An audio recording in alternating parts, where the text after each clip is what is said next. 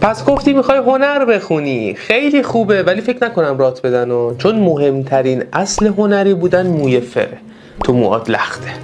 ببینم جوراباتو مشکیه؟ مگه داری حقوق میخونی؟ یک هنری باید جورابای رنگی رنگی داشته باشه، یا تابتا یا بلند تا زانو استیکری. ببینم قاب گوشی تو.